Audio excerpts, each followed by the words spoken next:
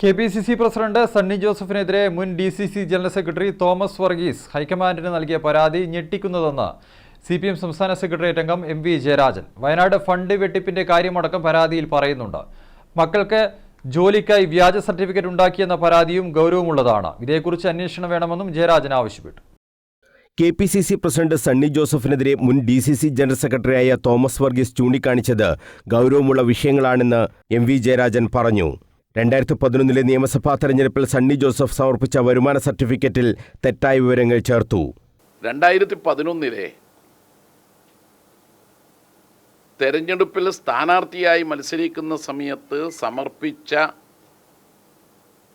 Nomination പേപ്പറിനോടൊപ്പമുള്ള വരുമാനം സംബന്ധിച്ച സ്റ്റേറ്റ്മെൻറ്റിൽ രേഖപ്പെടുത്തിയ വിവരങ്ങൾ ചൂണ്ടിക്കാട്ടിക്കൊണ്ട് അദ്ദേഹം പരാതിയിൽ പറയുന്നത്, അന്ന് സ്വന്തമായി വീടോ സ്വന്തമായി വാഹനമോ തനിക്കില്ലെന്നായിരുന്നു അദ്ദേഹത്തിൻ്റെ സ്വത്ത് സംബന്ധിച്ച സ്റ്റേറ്റ്മെൻറ്റിൽ രേഖപ്പെടുത്തിയത്.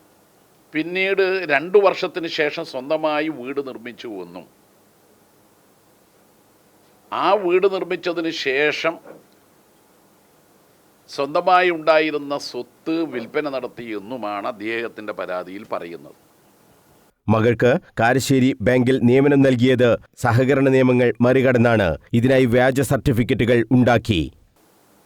മറ്റൊരു പരാതി, കെ.പി.സി.സി പ്രസിഡന്റിൻ്റെ മകൾക്ക് കാരശ്ശേരി സർവീസ് സഹകരണ ബാങ്കിൽ നൽകിയ നിയമനം വ്യാജരേഖയുണ്ടാക്കിയും സഹകരണ ചട്ടവും നിയമവും ലംഘിച്ചുകൊണ്ടാണെന്നും അദ്ദേഹത്തിൻ്റെ പരാതിയിൽ പറയുന്നു.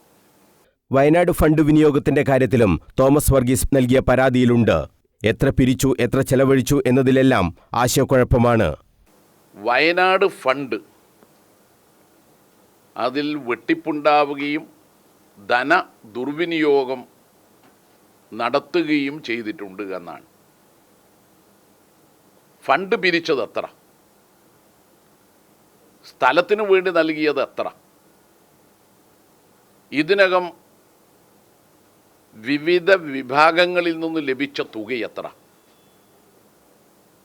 ബാങ്ക് അക്കൗണ്ടിൽ എത്ര തുകയുണ്ട്, ഇതിനെക്കുറിച്ചൊന്നും കെ.പി.സി.സി പ്രസിഡന്റിന് കോൺഗ്രസ്സുകാരെ പോലും ബോധ്യപ്പെടുത്താൻ കഴിഞ്ഞില്ല എന്നതാണ് മുൻ ഡി.സി.സി സെക്രട്ടറി തോമസ് വർഗീസിൻ്റെ പരാതിയുടെ ഉള്ളടക്കം. തോമസ് വർഗീസ് കോൺഗ്രസ് അധ്യക്ഷൻ മല്ലികാർജ്ജുൻ ഖാർഗെക്ക് നൽകിയ പരാതിയിലാണ് ഈ കാര്യങ്ങളെല്ലാം ഉള്ളത്. ഇതെല്ലാം ഗൗരവമുള്ള വിഷയങ്ങളാണെന്നും അന്വേഷണം വേണമെന്നും MV ജയരാജൻ പറഞ്ഞു. തെരഞ്ഞെടുപ്പിന്റെ ഭാഗമായ 21,000 ജീവനക്കാർക്ക് വോട്ടവകാശം നിഷേധിച്ചത് ഭരണഘടനാ ലംഘനമാണ്. തെരഞ്ഞെടുപ്പ് കമ്മീഷൻ തന്നെ ഭരണഘടനാ അവകാശം നിഷേധിക്കുന്ന സാഹചര്യമാണ് ഉണ്ടായത്. കോടതിയെപ്പോലും തെരഞ്ഞെടുപ്പ് കമ്മീഷൻ തെറ്റിദ്ധരിപ്പിച്ചു എന്നും MV ജയരാജൻ ആരോപിച്ചു. പോസ്റ്റൽ ബാലറ്റ് കിട്ടാത്ത ജീവനക്കാരും NGO യൂണിയൻ അടക്കമുള്ള സർവീസ് സംഘടനകളും കോടതിയെ സമീപിച്ചപ്പോൾ കോടതിയിൽ ഇലക്ഷൻ കമ്മീഷൻ കൊടുത്തിട്ടുള്ള കൗണ്ടർ സത്യവാങ്മൂലത്തിൽ പറഞ്ഞത് വോട്ടെല്ലാം ചെയ്തു കഴിഞ്ഞു, ഇനി സ്ട്രോങ് റൂം തുറക്കുന്നത് ചട്ടവിരുദ്ധമാണ് എന്നാണ്.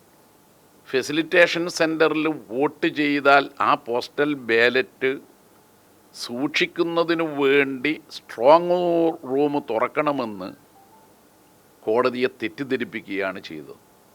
കോടതിയിൽ നിന്നും വോട്ട് ചെയ്യാത്തവർക്ക് നീതി ലഭിച്ചില്ല എന്നതും ദൗർഭാഗ്യകരമായ കാര്യമാണ്. കേരളത്തിൽ ഭരണവിരുദ്ധ വികാരമില്ലെന്നും LDF മികച്ച വിജയം നേടുമെന്നും MV ജയരാജൻ പറഞ്ഞു. News bureau, Kannur.